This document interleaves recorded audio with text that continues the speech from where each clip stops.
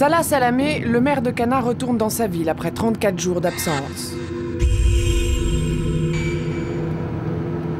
Le conflit a éclaté alors qu'il était à l'étranger, le voilà enfin de retour.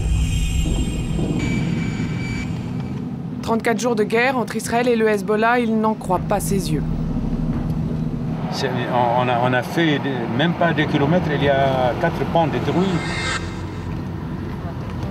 On quitte un Liban beau, un pays moderne. On revient à un Liban qui ressemble à Berlin en 1945. Et Salah n'est pas au bout de ses surprises. Le lendemain, premiers indices, on dirait que quelqu'un s'est installé dans sa ville. Les rues sont placardées aux couleurs du Hezbollah. Difficile à digérer pour ce maire dévoué et respecté depuis 8 ans. Salah est un chiite modéré qui a toujours gardé ses distances avec le Parti de Dieu. Avant la guerre, sa ville n'était pas un bastion du Hezbollah. Aujourd'hui, c'est jour de deuil, une cérémonie pour les victimes de la guerre. Salah Salamé a tout fait pour être là à temps. Sur le chemin, il réalise encore mieux l'ampleur des dégâts. Ici, c'est un bâtiment qui contenait 7 appartements, un bâtiment de 4 étages. La machine de guerre israélienne destructive voulait détruire apparemment le Liban, tout ce qui bouge, tout ce qui était beau dans ces pays. C'est un État tueur des enfants. Le mot est fort, mais Cana a souffert, beaucoup souffert. 30 juillet 2006, une bavure israélienne marque le tournant de la guerre. 28 civils meurent au cours d'un raid ensevelis sous les décombres de leur maison. 28 civils, dont beaucoup trop d'enfants. Ce sont eux qu'on enterre aujourd'hui.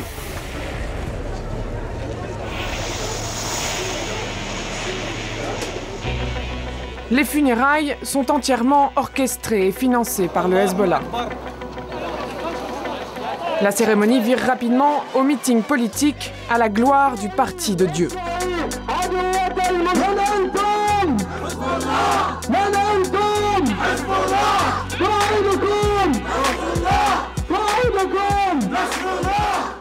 Aujourd'hui, tout le monde soutient la résistance. Regardez tous ces enfants, ils veulent tous s'enrôler. Salah est bien obligé de suivre le mouvement. C'est tout juste si le maire a sa place dans ce cortège. Après la procession, le seul à monter sur la tribune est un dignitaire pro-Hezbollah. Il prêche sa haine de l'ennemi. Je dis à l'Amérique, votre administration est une administration terroriste. Que le sang de nos enfants éclabousse le visage de Rice et le visage de Bush. Est-ce que vous allez prononcer un discours ou vous allez aller voir plus tard les familles? Plus tard. Le maire doit se rendre à l'évidence, Cana a bien changé pendant son absence. Mais de retour à la mairie, Salah est bien décidé à ne pas baisser les bras. Le bilan de ces 8 dernières années parle en sa faveur. Aujourd'hui, c'est sa crédibilité qui est en jeu et il a du pain sur la planche. On a commencé un inventaire quartier par quartier, maison par maison. Tout ça, destruction totale. Ce sont des bâtiments, des résidences, plusieurs étages, pas seulement... Quelques ruelles plus loin, le Hezbollah aussi s'active. Pour la première fois à Cana, le Parti de Dieu ouvre un bureau, une sorte de mairie parallèle, baptisé « Bureau du djihad, de la reconstruction ». Le matin de l'ouverture, il faut déjà faire la queue. Nous avons une armée, un gouvernement et un État, mais où sont-ils? C'est le Hezbollah qui nous défend, qui verse son sang, qui distribue son argent et sacrifie ses enfants. Écouter, réconforter, mais surtout promettre un remboursement au centime près. C'est la méthode Hezbollah. Elle a déjà fait ses preuves. Nous, on peut s'occuper de tous vos besoins. Par contre, pour les autorités officielles, je peux pas vous dire. Je connais pas leurs moyens. Justement, à la mairie, Salah fait ses comptes. On a ici, d'un côté, c'est les dépenses, ici, c'est les rentrées. Les dégâts causés aux individus sont évalués à 150 millions de dollars. La totalité de nos possibilités financières s'élève à 40 000 € exactement. 40 000 € dans les caisses de la mairie, à peine de quoi commencer les travaux de remise en état des principales artères de la ville. Bien sûr, l'opération de séduction lancée par le Hezbollah n'a pas échappé au maire. Malgré tout, il veut trouver des circonstances atténuantes au Parti de Dieu.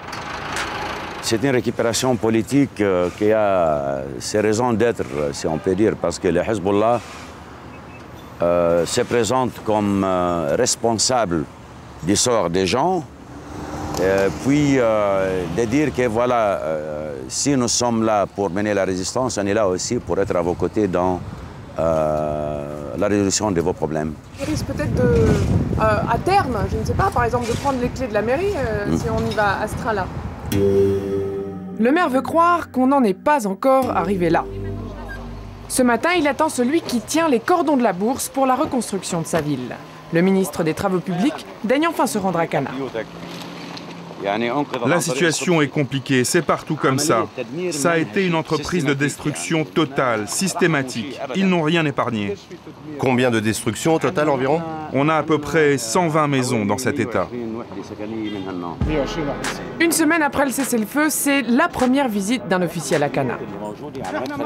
Et la journaliste, les responsables de l'État, on les voit que quand il y a les caméras. On n'a pas besoin de lui, qu'il s'en aille. On est tous blessés, écoute-moi. Non, vous n'êtes pas blessé. Calme-toi, c'est pas grave. Essayons de discuter. Il n'y a pas de blessés, il n'y a que des morts, là, dans leur tombe. Et toi, tu filmes pas. Le ministre des Travaux publics comprend vite qu'il n'a pas intérêt à s'attarder. Au bureau du Hezbollah aussi, on a reçu de la visite ce matin. Pas de cortège officiel, mais un jeune homme détendu, muni d'une petite sacoche. Il arrive de la banque locale et les nouvelles en provenance de Beyrouth sont excellentes. Combien d'argent? 392 000 $. C'est comment gagner la confiance des gens et de garder cette confiance. C'est beaucoup plus important que donner une guerre. Et la confiance, ça se paye. La direction du Parti de Dieu a voulu frapper fort pour l'ouverture de son nouveau bureau à Cana. Le Hezbollah est riche. Très riche. Attention, il ne faut pas que les uns voient ce que l'on donne aux autres. Chaque famille prend sa part, c'est tout. Le Hezbollah a promis environ 10 000 $ pour chaque famille dont la maison a été détruite. Succès garanti. Une politique systématique appliquée partout, tout le temps, même sous les bombes. Exemple, ces centaines de factures laissées par les combattants du Hezbollah pendant les bombardements. Quand nous sommes revenus, nous avons ouvert le magasin. On a retrouvé ces factures sur le comptoir. Sur tout, il y a écrit « Nous sommes passés, nous nous sommes servis, nous vous prions d'accepter 35% en plus de la valeur des marchandises pour obtenir votre pardon. » D'où vient cette manne providentielle? Nous sommes allés dans la banlieue sud de Beyrouth pour poser la question à un député Hezbollah. Son quartier général a été détruit, il nous attend sous une tente. Pourquoi des dollars? Ça peut paraître... Parce que nous aimons les Américains beaucoup. Si vous voulez vraiment embêter Bush, il faudrait donner des devises iraniennes. Pourquoi des devises iraniennes? Parce qu'on sait que l'Iran aide beaucoup le Hezbollah à se Et pourquoi les Français n'aident pas le Liban comme il faut? Est-ce que l'accusation c'est que l'Iran aide ou bien que les autres pays n'aident pas comme il faut? Retour à Cana.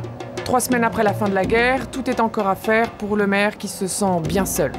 Les 150 millions de $ nécessaires pour reconstruire sa ville ne sont pas prêts d'arriver. Qu'est-ce que l'État propose? Quel est le plan qui sera adopté? Il n'y a rien, on ne voit rien jusqu'à maintenant. C'est une initiative privée. Les gens essayent de se débrouiller dans les mesures de leurs propres possibilités et les possibilités qui sont minimes, insignifiantes. Difficile pour le maire de concurrencer la politique d'esbrouf du Hezbollah. À Cana, les distributions de liasses au cas par cas continuent. La méthode a l'avantage d'être concrète. Ici, le Parti de Dieu a de beaux jours devant lui.